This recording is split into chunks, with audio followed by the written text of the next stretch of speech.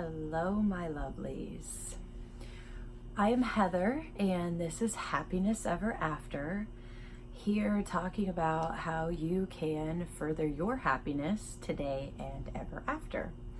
I have many long extended blog type videos like this one on various different topics that may or may not be affecting you or holding you back from reaching your happiest self. As well as some videos on vision boards and vision boarding best practices, why you would need them, what the benefits are, etc. And you can check all of that out here on my channel. Subscribe, like if you like this video, and also check us out at happinessevr.after.com with our happiness club kits and working on adding a bunch of members only content online as well as live coaching support. So I am here for you in the pursuit of your happiness. And today's topic is embracing your inner child. So in this video, we're going to talk about 4 ways that you will go through, 4 steps, 4 phases of working on embracing your inner child. Okay, so the first step, actually, let me just back it up real quick. Why is it important for you to embrace your inner child? This is something that I struggled with when I first came across this concept in meditation, and it just kind of kept, everywhere I was looking, you see signs like repeatedly, like different, like, I don't know, like magazine headings and, like billboards, and I'm like driving. I keep seeing this, like, be youthful, embrace your inner child, like all this stuff about embracing your inner child. And then it was like popping up in my horoscope, and I'm like, what? Okay, and I realized I actually, and I'm dedicated to this process and figuring out where this happiness journey takes me. I think I'm happy. I think I'm doing great. And, sometimes we have like bouts of depression here and there, like a day or two of melancholy. And, in those moments I ponder, I'm like, maybe I should look into this inner child thing. I'm doing this for the masses. Like maybe I don't have a problem, but maybe other people do. I don't know. But I also realized there was a little bit holding me back because I did not want to do it because I was a little bit afraid what I might find or see. I mean, I know there's some memories that aren't as pleasant, and I just kind of blow over them and like pretend like they didn't happen. So I thought, okay, well, this is an important journey for me to take. So that's why, and it's all part of finding a deeper love for your true self, for your innermost being, right? So if everybody keeps telling us we can't be happy with somebody else because we have to fill the void that we have and be happy in ourselves. So if you're wanting love, if you're wanting somebody, if you're looking to find somebody to fill something, and you think, you're lonely or you're sad. I mean, I get it, like single mom, like, I felt abandoned with my child at her very young age. And, it's like, I have to do this alone, but it's really just the fear of doing it alone more than anything, I think. And there's other issues obviously at play, but, I'm in a much better place now where I don't feel like I need anybody. I'm happy. I make myself fulfilled in all, like, areas of my life, my career, my, following my passions, helping people all day, like taking care of my daughter, like all those things. I have a very rich life, wonderful friends. I feel actually finally very self-fulfilled, and part of that process involved going back into my childhood a little bit. So let's talk about it. Step 1, going back, be spontaneous. So I don't know about you guys, but one major hang up I have is I like to have a plan. I like to have a lot of plans. I have backup plans for my plans. That's me being spontaneous, is if anything goes wrong, then I'll do this. Like, I'm always having the backup plan. But if somebody calls today and says, can you meet for lunch? I like go, but I have work, and then I have my other job, and then I have to do, like, I have a lot of responsibilities, but also, like, I just don't like my plan to be interrupted. So what I do, one technique that I use is I don't automatically say no anymore. I try to take it in, breathe it in, hold it in, sit with it for a minute, and then really think, okay, number 1, is this something I really want to do? Like, does this sound really cool or really fun? Is this something I should try to work into my day? That's the first thing that I try to think of now. I try to stop and think, am I going to regret not doing this, or am I going to remember that I didn't do this because I had to, you know, do 6 other things on my to-do list? Or is this something like I might actually remember doing this cool thing instead? So stop and just take a minute, step back and think, is this really something that I want to do? And if your answer is yes, try to find a way to do it. Seriously, for your life, for your own self, just try to find a way to do it, okay? So yes, so try to be more spontaneous in your life and just see, you might actually find more flexibility in your routine than you thought you had. Like, you're stressing over, like, I have to do this, and then you realize, you know, I have an extra hour every day. Like, why don't I try to do something? Like yesterday I went for a run. This is like ridiculous, but I dropped off my daughter and I was going to come home and I needed to do this and this video and I need to update the website and blah, blah, and then I have to go to my other job. And then, so I was like, okay, I've got to do this. And I thought, well, on the way back, I'm going to walk her to school and back. I could just take a quick run and then, you know, it'll take a little bit of extra time.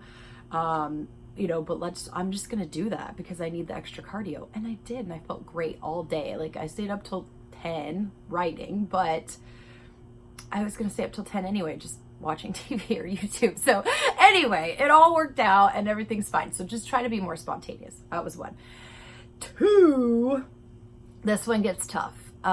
2 is about reminiscing. And in that, I mean sitting in the memories.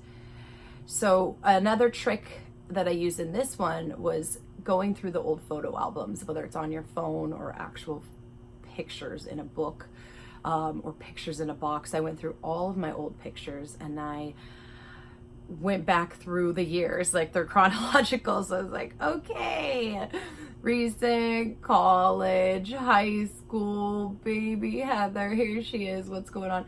So all the way back, as far as you can comfortably and safely do, take it chunks at time, whatever you need. I don't know your past, right? Like, if there's some massive hurt, I'm talking like abuse style stuff, get help. Like, get help from a professional, or bring in someone that you trust to sit in this with you and go through this with you. Let them be in this process with you, because those things are, you know, possibly not meant to be dealt with alone. Okay. And I don't have anything that horrible. I'm very lucky in that I didn't have anything that horrible and like irreprehensible happened to me.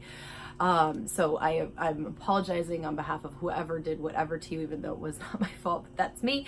And I implore you to seek help in this process if you are going to take this on, because this could be more than you might be able to handle on your own. So just get that support that you need. So going through the pictures, pick out the ones where you feel like you need to stop and sit in it a minute and really remember some things, and pick the pictures apart. Like, really look at the details. Like, where are you in the setting? Who's with you in the picture? What are the facial expressions? Try to really remember that time. You know, there's certain smells and sounds and things that really put us back into a place and time. You might need to pull up old music too, or light a candle, I don't know.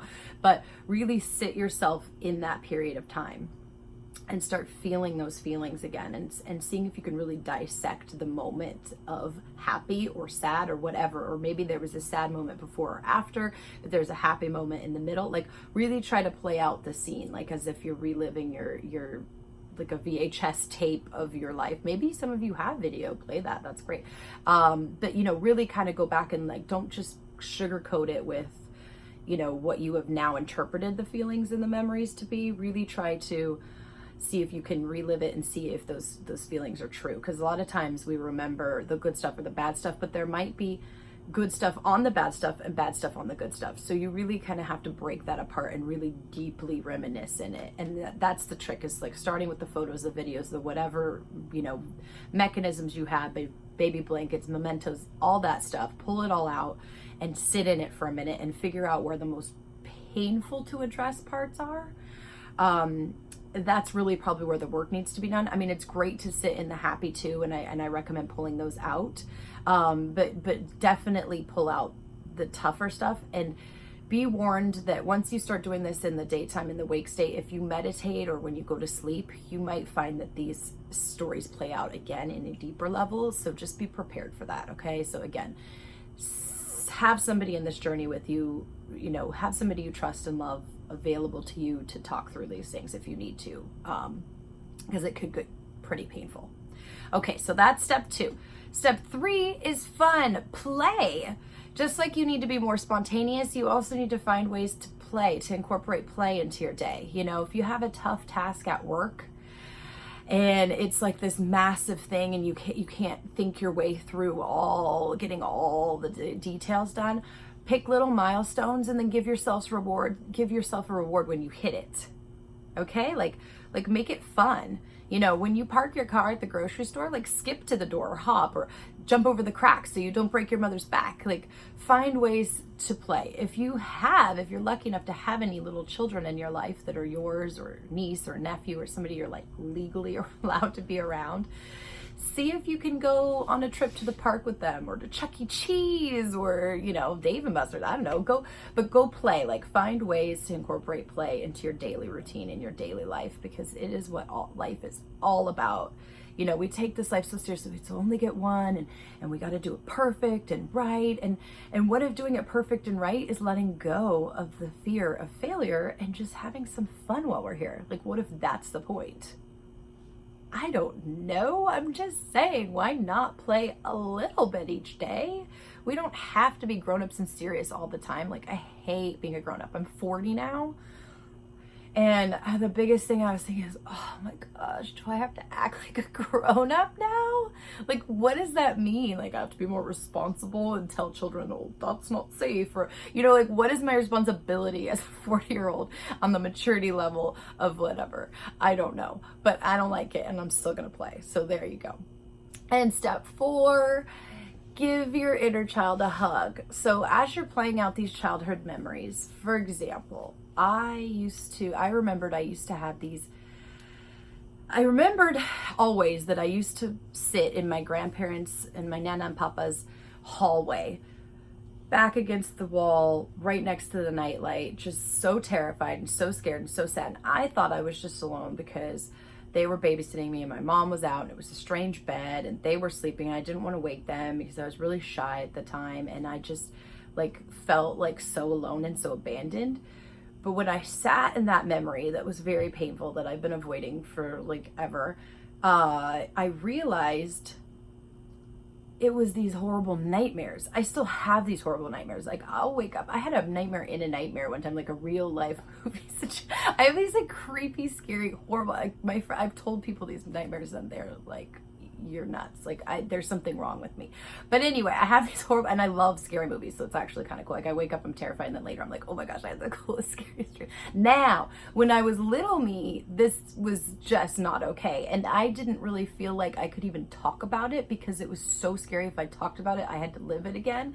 And I couldn't even bring myself to. So as soon as I woke up, I couldn't even think about it again, except for in those moments when I'm in the hall. I was so terrified if I close my eyes again, or if I go back in that room where all the scary, shadows and all the monsters and ghosts were hanging out, that I would not be safe. So I had to sit right there. That was the spot right there in the hall next to the light where I could see everything around me. My back was against the wall. I was safe, but I couldn't close my eyes because I would see those scenes again. And I didn't want to wake up my Nana and Papa and my mom wasn't there, and I was devastatingly sad and alone. And now I look at it and I'm like, really, of all the things that could happen to a child, that is really not the worst thing ever. But as I was replaying it and reliving it in my head in these dreams and these videos that played in my dreams, I was watching it like as if I was there, what's that movie, like A Christmas Carol, where you go and you visit yourself when you don't know you're there. And I was watching it play out, and I'm like, oh no, poor me.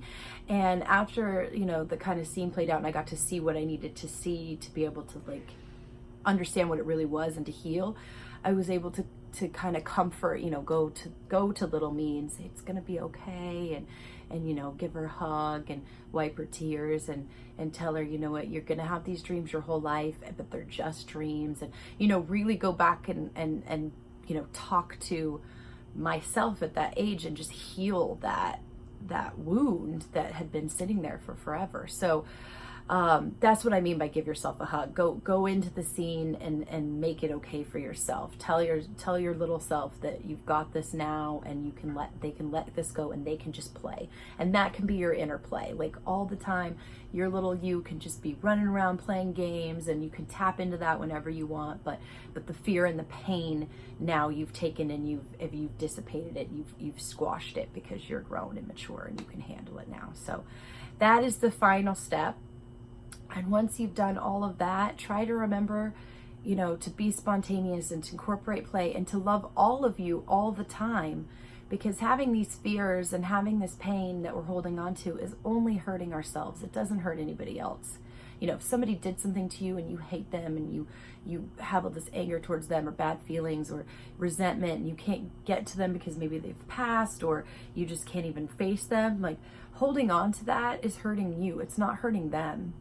They're going through their own hell or denial or whatever they're going through. They have their own crappy problems. When you hold on to that stuff, you're hurting you, and you need to let all that go. I know, as painful as that is, and you need to just tell yourself it wasn't your fault. You didn't do anything wrong. You are a beautiful, wonderful person, and fill your life with positivity and light and happiness and play and spontaneity, and live this life to the best of your ability. And then you will be truly happy. That's all I've got today, my loves. The full blog on this video here is at happinessevr.after.com/blog, and everything will be in the description box below. Can you see below? I can't see it. Have a beautiful day. Until we meet again, take care.